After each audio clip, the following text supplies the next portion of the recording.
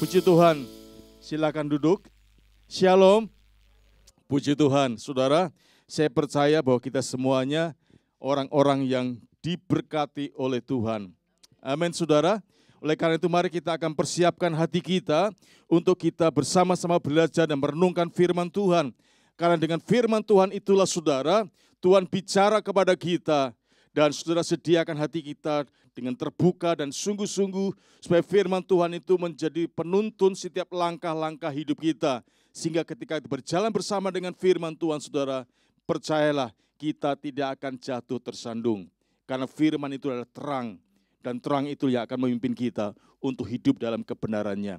Baik saudara, kita sudah sampai minggu yang keempat saudara. Ya, minggu terakhir bulan apa saudara? Bulan April, saudara. Wah, cepat sekali ya. Dunia bergerak, saudara. Ya, dan tema kita hari ini, saudara, yaitu iman mengalahkan pikiran negatif. Iman mengalahkan pikiran negatif. Kita akan baca dari kitab Filipi pasal 4 ayat 4 sampai ke 9. Filipi 4 ayat 4 sampai 9. Demikian bunyi firman Tuhan. Bersukacitalah senantiasa dalam Tuhan. Sekali lagi kukatakan bersukacitalah. Hendaklah kebaikan hatimu diketahui semua orang. Tuhan sudah dekat. Janganlah hendaknya kamu khawatir tentang apapun juga. Tetapi nyatakanlah dalam segala hal keinginanmu kepada Allah dalam doa dan permohonan dengan ucapan syukur. Damai sejahtera Allah yang melampaui segala akal akan memelihara hati dan pikiranmu dalam Kristus Yesus. Jadi akhirnya saudara-saudara, semua yang benar, semua yang mulia, semua yang adil, semua yang suci, semua yang manis, semua yang sedap didengar, semuanya yang disebut kebajikan dan patut dipuji, dikatakan di sana apa saudara? Pikirkanlah semuanya itu.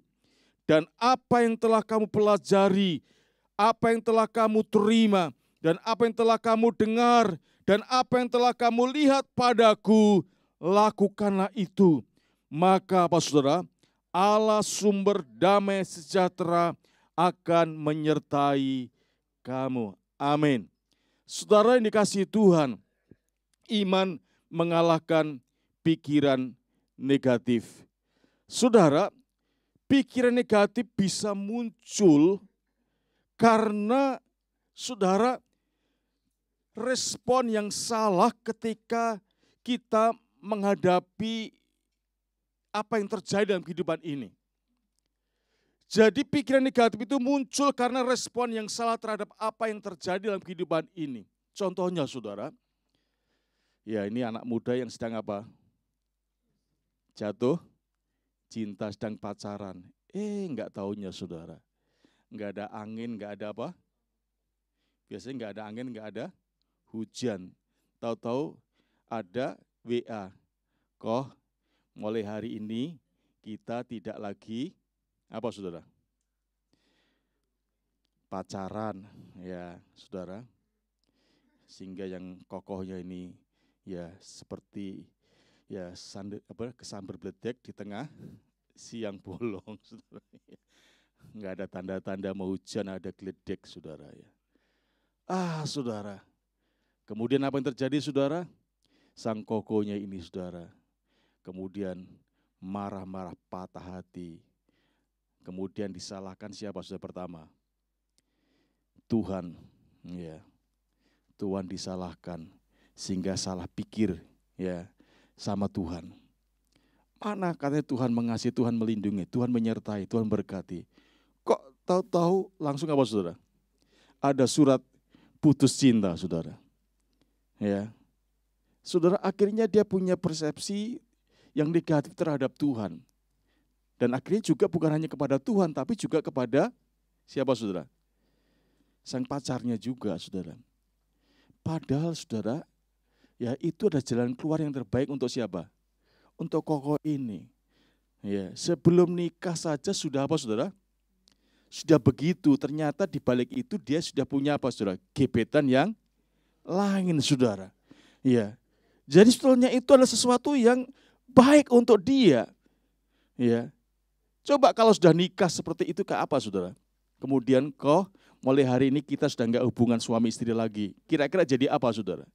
Itu mumpung masih belum masuk ke dalam keputusan final menjadi suami istri, saudara, terjadi semacam itu, saudara. Ternyata itu sesuatu yang baik. Coba kalau sudah masuk dalam pernikahan, saudara, terjadi perceraian, padahal perceraian itu enggak disetujui oleh firman Tuhan. Ya, saudara, bukan tambah repot, saudara. Ya, ini salah satu contoh. Jadi pikiran negatif itu muncul karena kita tuh punya respon yang salah terhadap sesuatu yang terjadi. Padahal itu sebetulnya itu hanya untuk kebaikan kita. Misalnya saudara berdoa, Tuhan aku minta mobil. Tapi Tuhan kasih apa saudara? Sepeda atau sepeda motor saudara. Ya. Saudara, padahal itu yang terbaik saudara. Tapi kita karena tidak sesuai dengan apa yang kita harapkan, saudara. Kita punya pikiran yang salah terhadap Tuhan. Katanya Tuhan Maha Kuasa, padahal itu saudara, untuk beli bensin 1 liter aja kadang-kadang apa saudara? Minta saudara. Ya, pengen punya mobil saudara.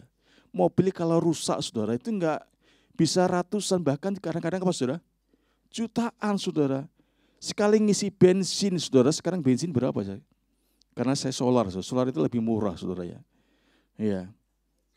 Saudara, kalau dulu saudara 100.000 itu sudah banyak saudara. Sekarang ini hanya berapa liter saja saudara. Ya. Nah saudara, jadi dikasih sepeda saudara, yang apa saudara, sumber tenaganya dari apa saudara? Dari kaki saudara ya. Enggak perlu beli saudara. Ya, dan itu sehat olahraga saudara.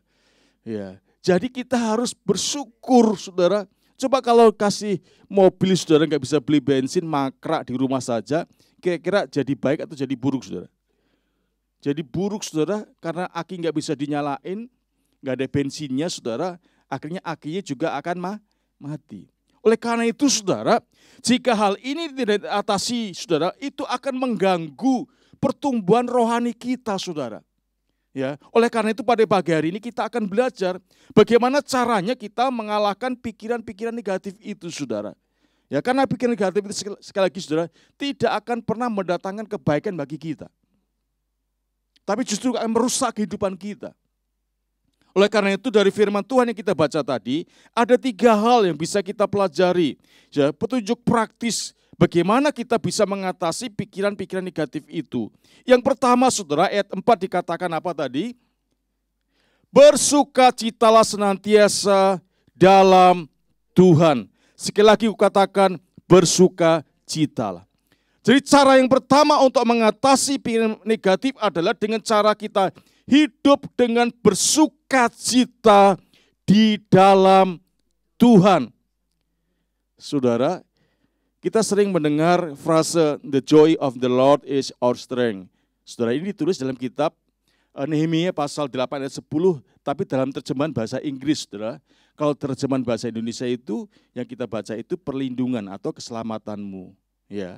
Nah, saudara, sukacita dari Tuhan adalah kekuatan kita.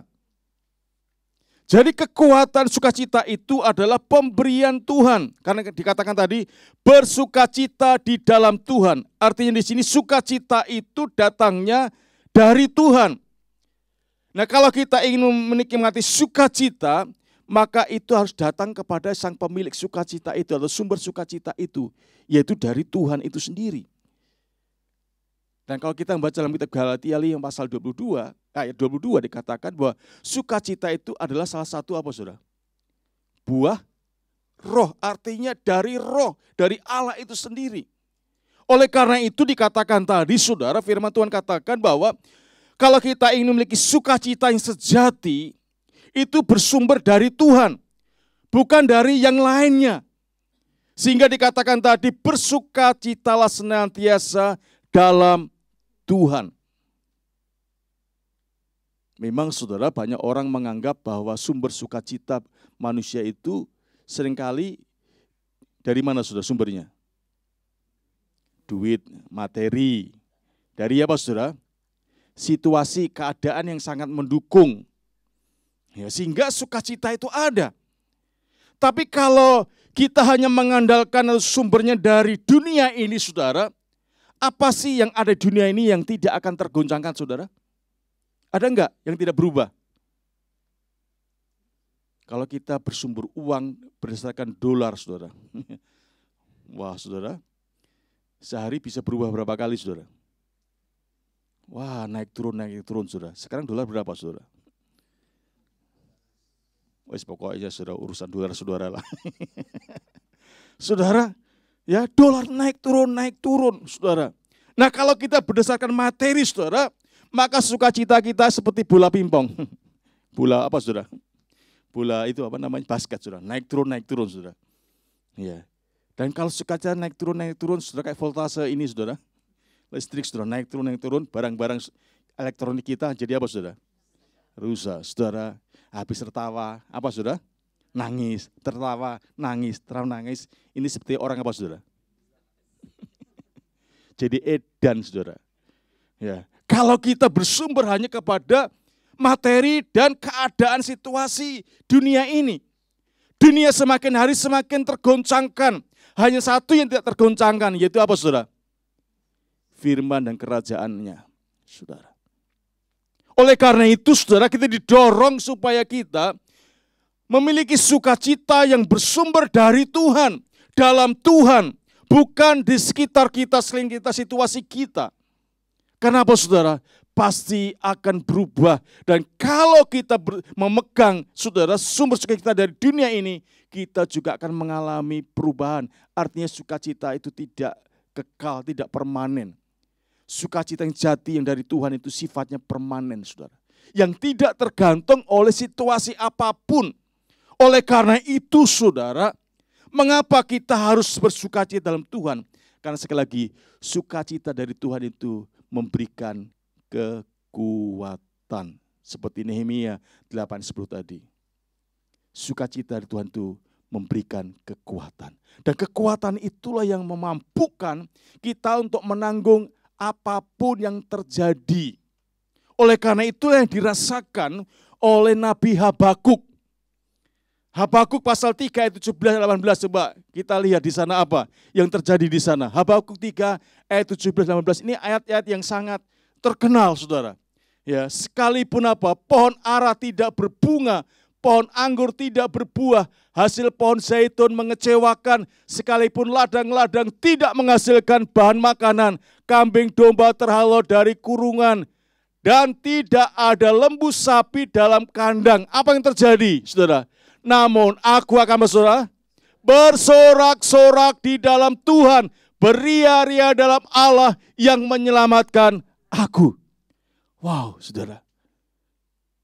Sukacita yang datang dari Tuhan itu memampukan Habakuk untuk bisa melihat keadaan apapun yang tidak akan mengurangi sukacita damai sejahteranya, saudara.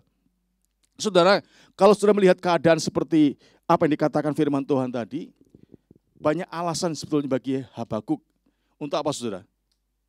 Untuk menyerah, untuk kecewa, untuk marah, untuk apa, saudara? Apa, saudara? Untuk melakukan hal-hal yang tidak diinginkan.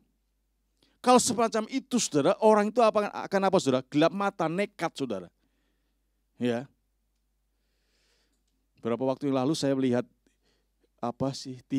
berita TV, saudara. Ada seorang bapak mencuri susu di Indomaret. Ketangkep, saudara. Ternyata apa, saudara? Karena ingin memberi susu kepada anaknya yang sudah beberapa hari enggak minum susu, saudara. Ya, karena kasihan terhadap anaknya sehingga dia sudah melakukan apa yang melanggar hukum. Untungnya, saudara, pihak polisi tidak apa, saudara? Tidak melanjutkan, ya. Akhirnya Pak polisi ini memberi 10 atau 14 kotak susu untuk anaknya, saudara. Ya. Orang kalau sudah begitu gelap mata, dia melakukan apa saja, saudara. Yang penting dia bisa untuk mendapatkan itu. Tetapi saudara, Habakuk tidak. Sekalipun semuanya sudah seolah tidak ada harapan, dia tetap bersorak-sorai. Saudara, dia tetap bersuka cita. Dia tetap memuji Allah. Demikian juga dengan Rasul Paulus dalam Kisah Para Rasul pasal yang ke berapa saudara? Pasal yang ke-16 ayat 25 dikatakan di sana saudara. Di tengah malam dengan kaki dan tangan terpasung saudara. Tapi dia berdoa dan sambil memulihkan Allah dengan puji-pujian. Kenapa Paulus bisa melakukan itu saudara? Karena ada sukacita dari Tuhan memenuhi kehidupannya. Dan sukacita itu memberi kekuatan kepadanya untuk bisa menanggung semua masalah yang dihadapinya saudara. Oleh karena itu Amsal Sulaiman juga menasihati kepada kita, jika kita dalam saudara, dalam kesesakan, kita dinasihati supaya kita jangan tawar hati. Amsal yang ke-24 ayat yang ke-10 dikatakan di sana. Ya, jika engkau tawar hati pada saat kita dalam keadaan kesesakan, maka dikatakan apa? Kecilah kekuatanmu. Jadi ketika sudah menghadapi masalah, jangan kita menjadi tawar hati. Karena apa? Ketika kita tawar hati, maka kecilah kekuatan kita. Nah kalau kita nggak ada kekuatan, kira-kira bisa apa saudara? Nggak bisa apa-apa saudara. Ya, nggak bisa apa-apa. Oleh karena itu saudara, betapa pentingnya sukacita yang dari Tuhan itu hadir dalam kehidupan kita. Sudah pernah mengenal namanya Fanny Crosby? Pernah siapa yang dengar Fanny Crosby? Dia siapa saudara? Hah? Buta, pencipta lagu. Dia seorang penggubah lagu. Saudara, usia 6 minggu dia sudah apa saudara? Sudah buta. Ya. Usia 6 minggu dia sudah kehilangan penglihatan. Nah saudara, yang luar biasa apa saudara? Ketika dia umur 90 tahun, dia sudah menciptakan atau mengubah ribuan apa saudara? Lagu rohani yang disenangi dan menjadi berkat bagi banyak orang. Nah ketika dia berulang tahun yang ke-92, dia berkata begini saudara. Kalau ada orang di dunia ini yang lebih berbahagia daripadaku, ajaklah mereka datang kepadaku, aku akan menyalaminya. Saudara, dan lagu yang sangat terkenal yang sampai hari ini saya senang tadi dikatakan lagu jadul saudara. Karena zamannya Adiman Hutu itu yang apa saudara? Yang istilahnya mempopulerkan lah saudara. Yaitu lagunya apa judulnya? Ku berbahagia. Dia buta. Gak melihat apa-apa saudara. Sejak kecil. Umur 6 minggu sudah buta. Tapi kenapa dia berbahagia? Ku berbahagia. Yakin teguh. Apa saudara? Yesus abadi kepunyaanku. Terus? Aku warisnya, ku ditebus, ciptaan baru, Roh Kudus. Aku bernyanyi bahagia, memuji Yesus selamanya. Aku bernyanyi bahagia, memuji Yesus selamanya. Saudara, kalau bagi kita saudara, apa yang terjadi saudara? Wah pasti kita akan meratapi hidup ini saudara. Kita akan menyesali kenapa saya lahir dengan ini. Tapi bagi Fanny Crosby ini saudara, sekalipun dia buta sejak lahir, istilahnya sejak lahir lah, karena baru umur 6 minggu saudara, dah buta saudara. Sampai usia 92 tahun, dia tetap apa saudara? Tetap buta. Tapi dikatakan untuk namanya bersungut-sungut, ngomel-ngomel, marah-marah, menyesali hidup ini, dikatakan itu tidak aku lakukan. Tapi dia membuat keputusan dalam hidup ini. Sejak usia 8 tahun, dia membuat keputusan untuk dia bersuka cita di dalam Tuhan. Karena apa saudara? Dia telah dijadikan ciptaan yang baru di dalam Kristus Yesus. Itu yang mengubah hidupnya. Sekalipun dia buta, tapi mata rohaninya melek. Sehingga saudara, dia berkarya, menciptakan, mengubah lagu ribuan. Dan wah saudara, lagu-lagu yang sifatnya Protestan itu banyak ngambil dari situ saudara. Misalnya aman di tanganmu Tuhan. Amanku di tangan apa? Tuhan itu ya. Ya begitulah saudara. Ya, itu ciptaan Fanny Crosby. Lagu-lagunya itu lagu-lagu yang menyentuh hati. Ya, menguatkan, memberkati. Dan itu lahir dari seorang yang buta. Saudara,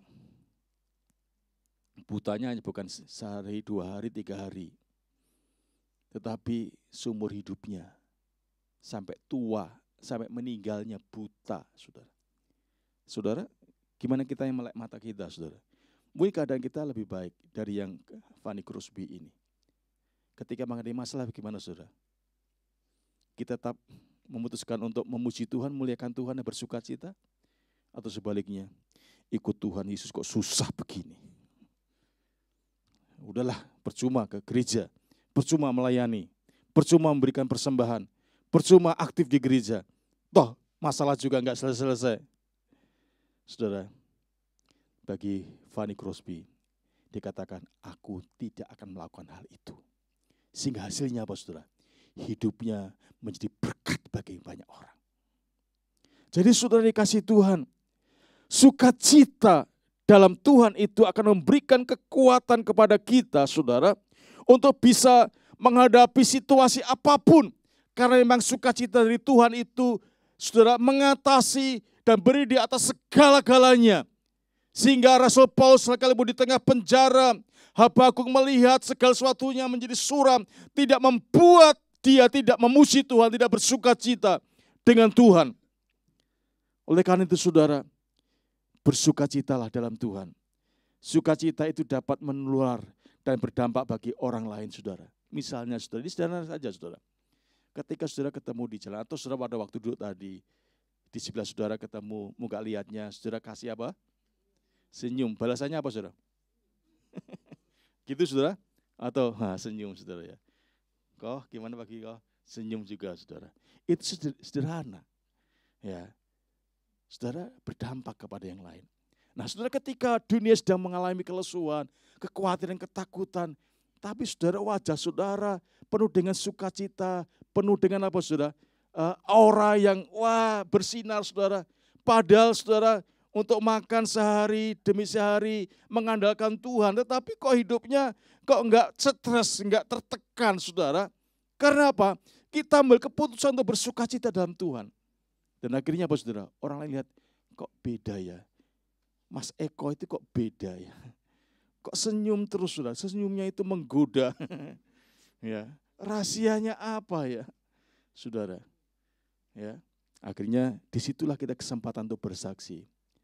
Karena aku memiliki sukacita Tuhan, Tuhan Yesus. Saudara, itu yang pertama. Ya, jadi cara mengatasi pikiran negatif itu dengan cara hidup bersukacita dalam Tuhan. Yang kedua, saudara, ayat 6 dan 7 dikatakan apa? Janganlah hendaknya kamu khawatir tentang apapun juga, tetapi nyatakan dalam segala hal keinginanmu kepada Allah dalam doa dan permohonan dengan ucapan syukur. Damai sejahtera Allah yang melampaui segala akal akan memelihara hati dan pikiranmu dan dalam Kristus Yesus.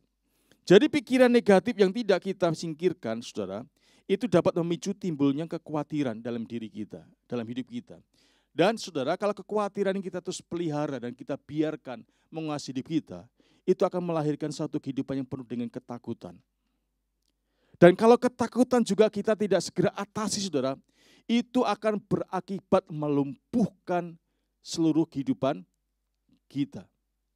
Kalau orang yang takut berani berbuat sesuatu enggak?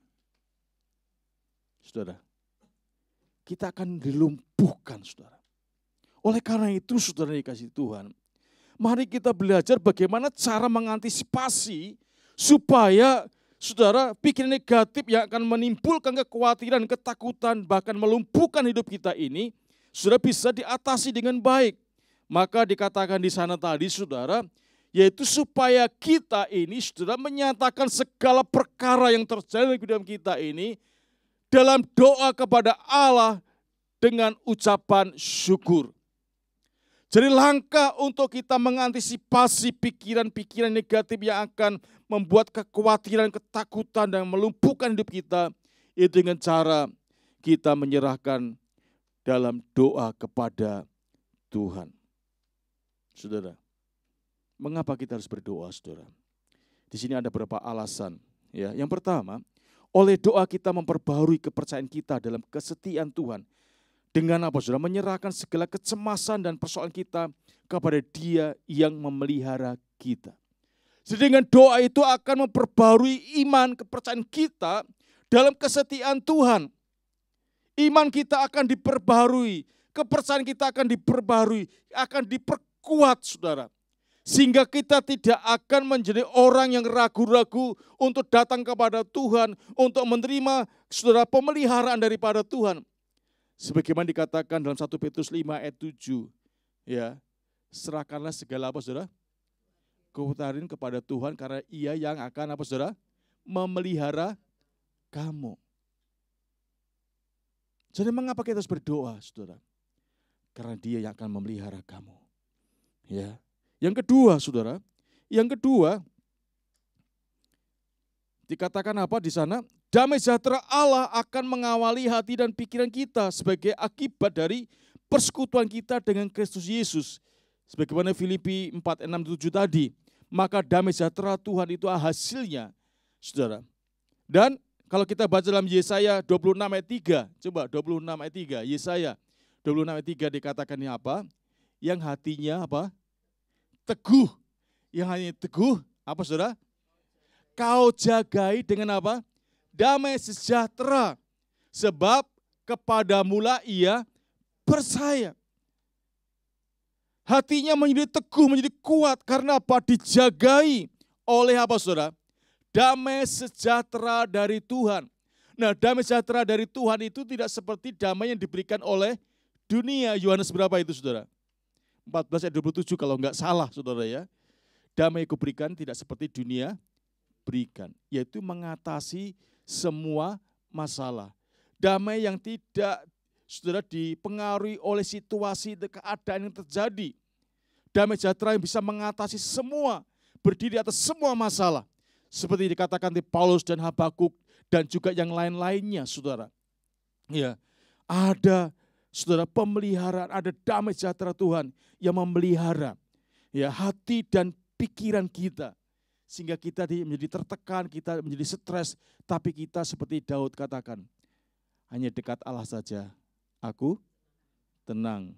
Itu renungan hari apa itu? Hari apa? Hari Sabtu. Pak Amos yang menyampaikan. Mazmur berapa? 62 ayat 1, saudara. Ya, hanya dekat Allah saja aku tenang. Daripadanya lah datang keselamatanku. Ya, saudara. Jadi sumbernya adalah sejauh mana kita bersekutu dengan Dia. Kita harus bangun hubungan yang semakin karib, semakin intim dengan Dia yang adalah sumber sukacita dan damai sejahtera Tuhan. Kalau kita menjauhi Dia, maka damai sejahtera sukacita Tuhan juga tidak akan apa, saudara? Memenuhi kehidupan kita. Yang ketiga, mengapa kita harus berdoa? Allah menguatkan kita untuk melakukan segala perkara yang Ia inginkan dari kita.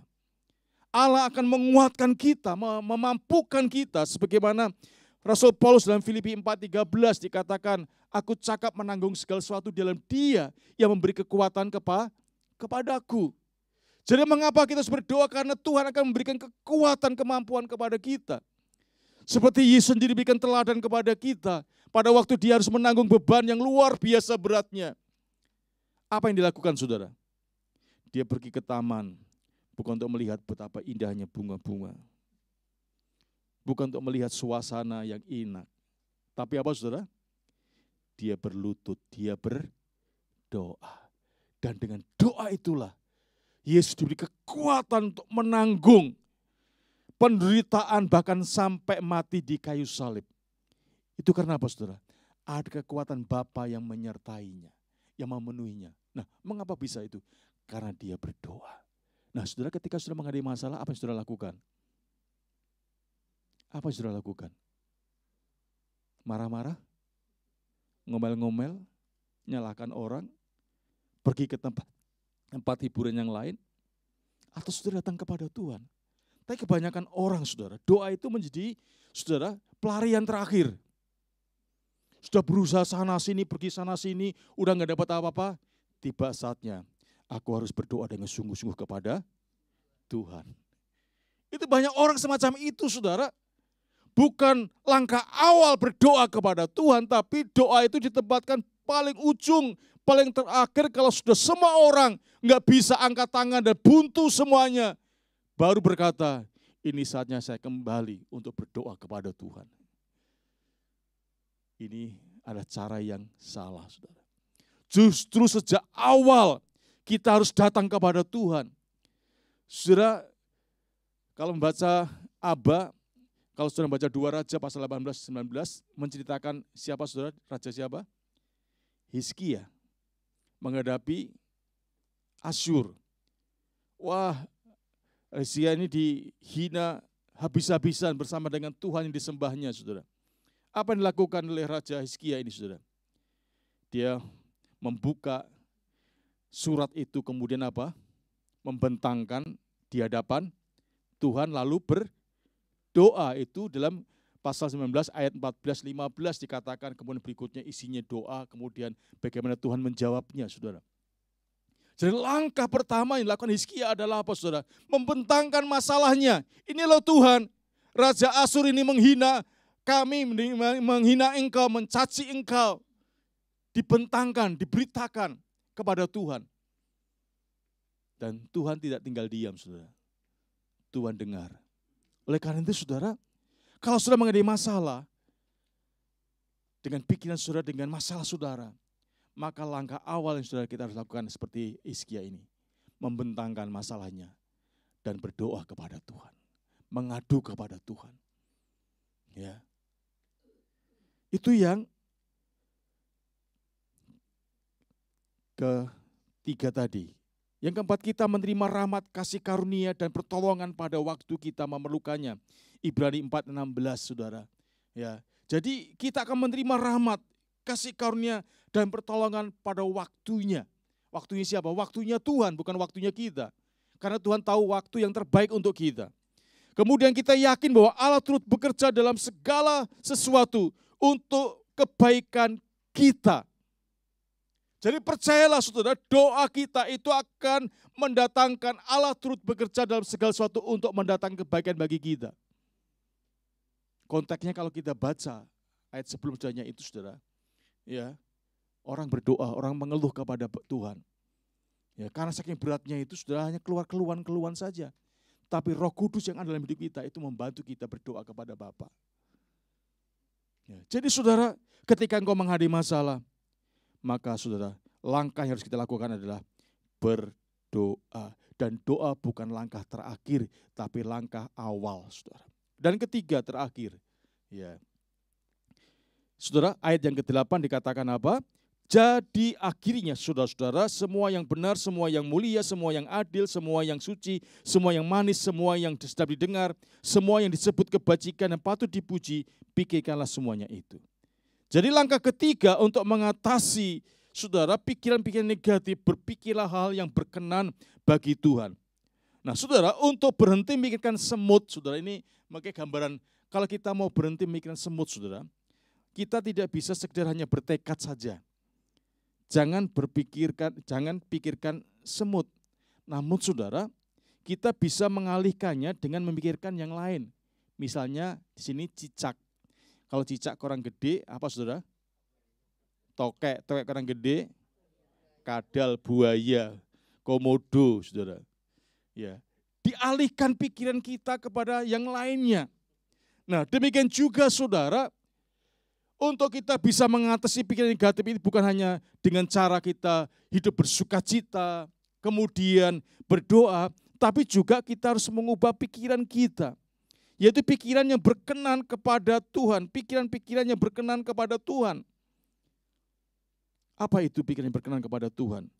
Yaitu semua yang benar, semua yang mulia, adil, suci, manis, sedap didengar, kebajikan, dan apa yang patut dipuji, itu yang harus kita pikirkan. Artinya di sini Tuhan perintahkan saudara, supaya kita menetapkan apa yang harus kita pikirkan saudara. Yaitu pikiran-pikiran sesuai dengan pikiran Kristus. Nah kalau ini yang terjadi saudara, maka firman Tuhan katakan tadi, maka Allah sumber damai sejahtera akan menyertai kamu. Nah kalau damai sejahtera Allah menyertai kita, memenuhi hati dan pikiran kita saudara, sempat enggak saudara, kita akan memiliki pikiran-pikiran negatif saudara. Enggak akan sempat saudara. Oleh karena itu jagalah pikiran kita saudara. Padankan, sesuaikan pikiran kita dengan apa yang dikatakan firman Tuhan. Pikiran-pikiran Kristus yang benar, yang berkenan kepadanya. Pikiran-pikiran yang jahat, pikiran-pikiran yang tidak baik, tidak benar. Itu harus kita ubah saudara. Dan untuk itu saudara memang prosesnya mungkin panjang. Tergantung kemauan kita, kesungguhan kita. Dan untuk itu mau tidak mau saudara, ya, kita harus membaca firman Tuhan ini dengan sungguh-sungguh saudara. Karena yang akan mengubah pikiran kita, kalau kita ingin tahu pikiran Kristus, ya ada dalam firman Tuhan ini. Kita nggak bisa mendapatkan pikiran Kristus di tempat-tempat yang lain, di mal-mal, di dugem-dugem, di tempat-tempat wisata saudara.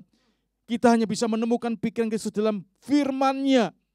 Oleh karena itu kalau saudara ingin memperbaiki pikiran saudara, tidak bisa, tidak lain kecuali kita mau dekat dengan firman-Nya. Dan apa saudara?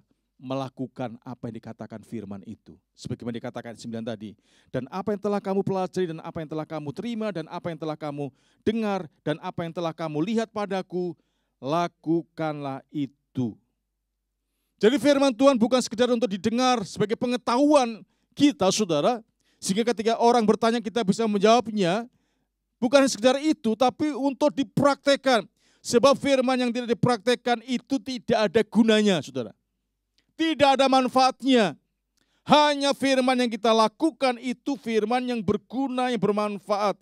Yang akan mendatangkan damai sejahtera Allah menyertai kita. Dan damai sejahtera Allah menyertai kita, memenuhi hidup kita, saudara. Maka kita akan memiliki pikiran-pikiran yang berkenan kepada Tuhan. Oleh karena itu 3 hal itu, saudara. Bila kita renungkan sungguh-sungguh. Supaya kehidupan kita semakin hari semakin memancarkan kemuliaan Tuhan. Dan kemuliaan Tuhan ini menjadi berkat bagi banyak orang, saudara. Memberkati banyak orang. Kalau wajah kita selalu cemberut, saudara, kira-kira kita didekati orang atau dijauhi orang? Dijauhi, jangan-jangan nanti karena saya imbasnya. Tapi kalau wajah sudah berseri-seri, apa sih rahasianya? Ya, seorang dekat dengan saudara. Tanya kepada saudara, dan situlah sudah kesaksian Yesus Kristus sudah memberkati orang itu, saudara. Amin, saudara.